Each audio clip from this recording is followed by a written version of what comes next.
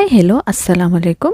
അപ്പോൾ ഇന്നത്തെ ഒരു റെസിപ്പി പെട്ടെന്നായിട്ട് ഒരു സിമ്പിളായ ഒരു ചെറിയ പിള്ളേർക്കൊക്കെ നല്ല ഇഷ്ടപ്പെടുന്ന ഒരു ബ്രെഡ് ചിക്കൻ സാൻഡ്വിച്ചിൻ്റെ റെസിപ്പിയാണ്. ഇത് മെയിൻലി ചെറിയ പിള്ളേർക്ക് ഉണ്ടാക്കി കൊടുക്കാൻ വേണ്ടിയിട്ടാണ് ഈ വീഡിയോ ഉണ്ടാക്കുന്ന ഒരു ഉദ്ദേശമാണ് എൻ്റെ. പിന്നെ ഇത് എല്ലാവർക്കും ഇഷ്ടപ്പെടും, ചെറിയ പിള്ളേർക്കും ഇഷ്ടപ്പെടും, പിന്നെ എല്ലാവർക്കും ഇഷ്ടപ്പെടും. ഇത്ര നല്ല ടേസ്റ്റ് ഉണ്ടാവും ഇത്. പിന്നെ പെട്ടെന്ന് ഒന്നുമില്ല, ജസ്റ്റ് സിമ്പിൾ ഇൻഗ്രീഡിയൻസ് വെച്ചിട്ടൊന്ന് സിമ്പിളായിട്ട് പെട്ടെന്നായിട്ട് ഉണ്ടാക്കാം. ഇതൊരു പ്രാവശ്യം മസ്റ്റ് ട്രൈ ആക്കി നോക്കണമോ? അപ്പോൾ റെസിപ്പി സ്റ്റാർട്ട് ആക്കാം. പിന്നെ ഈ വീഡിയോ ഫുള്ളായിട്ട് കണ്ടു നോക്കണം. പിന്നെ ഒരു ലൈക്ക് ആൻഡ് സബ്സ്ക്രൈബ് ചെയ്തിട്ടൊന്ന് സപ്പോർട്ട് ചെയ്യണം.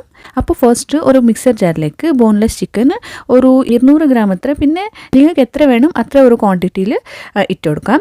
പിന്നെ ഒരു 3 വെളുത്തുള്ളി, പിന്നെ ഒരു ചെറിയ പീസ് ഇഞ്ചി ഇട്ട് കൊടുക്കാം. നെക്സ്റ്റ് ഒരു സ്മോൾ സൈസ് ഹാഫ് ഓനിയൻ ഇട്ട് കൊടുക്കാം. കുറച്ച് മല്ലിയിലും ഇട്ട് കൊടുക്കാം.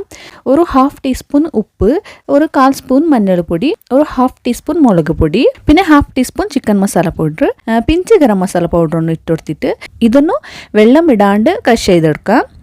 ഇതുപോലെ ഒരു 80% വരെ ക്രഷ് ചെയ്തെടുത്തിട്ടുണ്ട്. ഇതൊന്ന് ഒരു ബൗളിലേക്ക് ട്രാൻസ്ഫർ ചെയ്യാം. ഇതുപോലെ കുറച്ച് എടുത്തിട്ട് ഇതുപോലെ ചെറിയ മിനി പാറ്റീസ് ഉണ്ടാവുമല്ലോ, അത്ര ഒരു പാറ്റീസ് റെഡിയാക്കിയിട്ടെടുക്കാം. റൗണ്ടായിട്ട് പാറ്റീസ് റെഡിയാക്കിയിട്ടെടുക്കാം. നല്ല തിന്നായിട്ടുണ്ടെങ്കിലും പ്രശ്നമില്ല, കുറച്ച് ജാസ്തി ആയിപ്പോയെങ്കിലും പ്രശ്നമില്ല.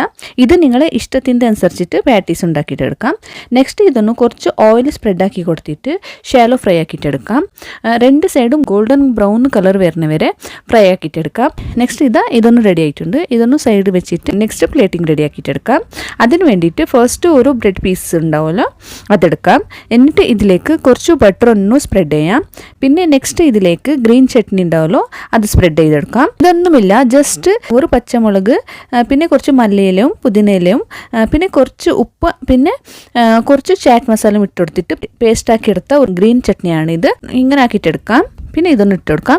ഇത് ഇട്ടുകൊടുത്തെങ്കിൽ ഇതിന് ടേസ്റ്റ് തന്നെ വേറെ ലെവലാണ് കേട്ടോ. ഗ്രീൻ ചട്നി ഇട്ടെങ്കിൽ ഇതിന് നല്ല ടേസ്റ്റ് കിട്ടുന്നത്. അങ്ങനെ ഇതൊന്ന് ഇട്ട് കൊടുക്കാം. ഇതുപോലെ ഫുള്ളായിട്ട് സ്പ്രെഡ് ചെയ്ത് കൊടുക്കാം. നെക്സ്റ്റ് റൗണ്ടായിട്ട് കട്ട് ചെയ്തിട്ടുള്ളത് കുക്കുംബർ ഉണ്ടാവുമല്ലോ അതിട്ട് കൊടുക്കാം. പിന്നെ ക്യാരറ്റ്, പിന്നെ ഓനിയൻ, ക്യാപ്സിക്കം, ടൊമാറ്റോ, പിന്നെ നിങ്ങൾക്ക് ഇഷ്ടമുള്ള ഏത് വെജീസ് ആയെങ്കിലും ഇട്ട് കൊടുക്കാം. പിന്നെ നെക്സ്റ്റ് നമ്മൾ റെഡിയാക്കിയ ചിക്കൻ പാറ്റീസ് ഒന്ന് ഒരു 2 സൈഡും വെച്ചെടുക്കാം. പിന്നെ ടൊമാറ്റോ സോസ് ആവശ്യത്തിന് ഇട്ട് കൊടുക്കാം. പിന്നെ കുറച്ച് മയോണൈസും ഇട്ട് കൊടുക്കാം.